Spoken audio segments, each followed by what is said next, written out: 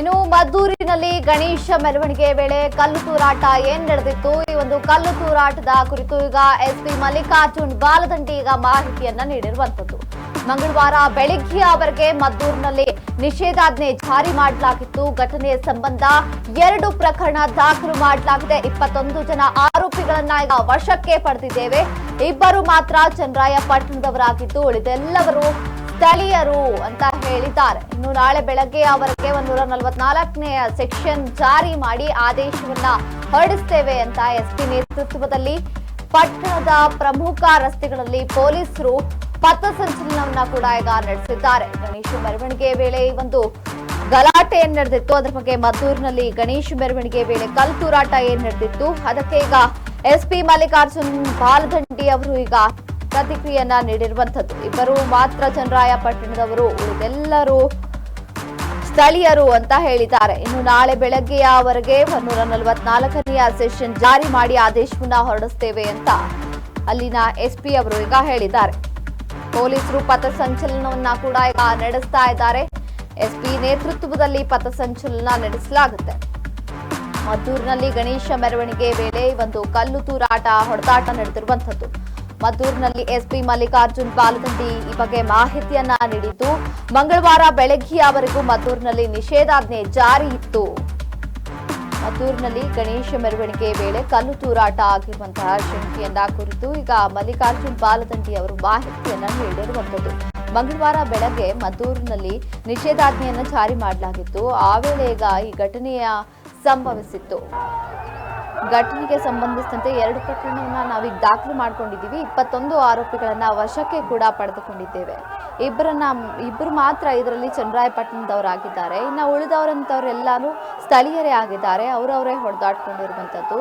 ನಾಳೆ ಬೆಳಗ್ಗೆವರೆಗೆ 144ನೇ ಸೆಕ್ಷನ್ ಅನ್ನ ನಾವು ಜಾರಿ ಮಾಡಿ ಆದೇಶವನ್ನ ಹೊರಡಿಸ್ತೀವಿ ಅಂತ ಈಗ ಅಲ್ಲಿನ ಎಸ್ಪಿ ಆಗಿರುವಂತಹ ಮಲ್ಲಿಕಾರ್ಜುನ್ ಬಾಲದಂಡಿ ಅವರು ಮಾಹಿತಿಯನ್ನ ನೀಡಿರುವಂತದ್ದು.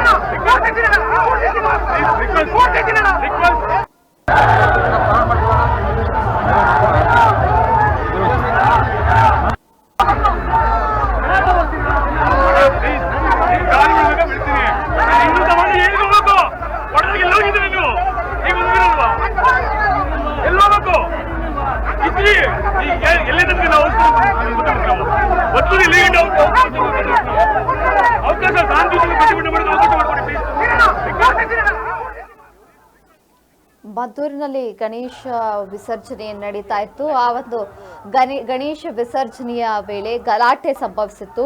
ಇದರಿಂದಾಗಿ ಪೊಲೀಸರಿಗೂ ಕೂಡ ಅಲ್ಲಿರುವಂತಹ ಜನತೆ ಆಕ್ರೋಶವನ್ನ ಹೊರಹಾಕ್ತಾ ಇದ್ದಾರೆ. ಈ ಘಟನೆ ನಡೆಯುವಾಗ ನೀವು ಎಲ್ಲಿದ್ರಿ ಅಂತ ಅಲ್ಲಿನ ಜನರು ಆಕ್ರೋಶವನ್ನ ಕೂಡ ಹೊರಹಾಕ್ತಾ ಇದ್ದಾರೆ. ಮದ್ದೂರಿನಲ್ಲಿ ಗಣೇಶ ವಿಸರ್ಜನೆ ನಡೀತಿರುವಂತಹ ವೇಳೆ ಕಲ್ಲು ತೂರಾಟ, ದೊಣ್ಣೆ ತೂರಾಟ ಆಗಿರುವಂತಹದ್ದು. ಅಲ್ಲಿರುವಂತಹ 4 ಹೋಮ್ ಗಾರ್ಡ್ಗಳಿಗೂ ಸೇರಿ 8 ಜನಕ್ಕೆ ಗಾಯ ಆಗಿರುವಂತದ್ದು. ಇನ್ನು ಈ ಬಗ್ಗೆ ಅಲ್ಲಿರುವಂತಹ ಎಸ್ಪಿ ಮಲ್ಲಿಕಾರ್ಜುನ್ ಬಾಲದಂಡಿ ಅವರು ಮಾಹಿತಿಯನ್ನ ನೀಡಿದ್ದು, ಮಂಗಳವಾರ ಬೆಳಗ್ಗೆಯವರೆಗೂ ಮದ್ದೂರಿನಲ್ಲಿ ನಿಷೇಧಾಜ್ಞೆಯನ್ನ ಜಾರಿ ಮಾಡಲಾಗಿದೆ. ಈ ಘಟನೆ ಸಂಬಂಧ 2 ಪ್ರಕರಣವನ್ನ ನಾವು ದಾಖಲು ಮಾಡಿಕೊಂಡಿದ್ದೀವಿ. 21 ಜನನ ಈಗಾಗಲೇ ವಶಕ್ಕೆ ಪಡೆದುಕೊಂಡಿದ್ದೀವಿ. ಈ 2 ಮಾತ್ರ ಚನ್ನಪಟ್ಟಣದವರು, ಇನ್ನು ಉಳಿದಂತವರೆಲ್ಲ ಸ್ಥಳೀಯರೇ ಆಗಿದ್ದಾರೆ. ಅಲ್ಲಿ ಹೊಡೆದಾಟ ಏನ್ ನಡೆದಿದೆ, ಈ ಬಗ್ಗೆ ನಾವು ಹೆಚ್ಚಿನ ಕ್ರಮವನ್ನ ಕೈಗೊಳ್ತೀವಿ ಅಂತ ಅಲ್ಲಿರುವಂತಹ ಎಸ್ಪಿ ಅವರು ತಿಳಿಸಿರುವಂತದ್ದು. ಇನ್ನು ಎಸ್ಪಿ ನೇತೃತ್ವದಲ್ಲಿಯೇ ಪಟ್ಟಣದ ಪ್ರಮುಖ ರಸ್ತೆಗಳಲ್ಲಿ ಪೊಲೀಸ್ ಪಥಸಂಚಲನ ನಡೆಸ್ತೀವಿ ಅಂತ ಅಲ್ಲಿರುವಂತಹ ಎಸ್ಪಿ ಮಲ್ಲಿಕಾರ್ಜುನ್ ಬಾಲದಂಡಿ ಮಾಹಿತಿಯನ್ನ ನೀಡಿರುವಂತದ್ದು.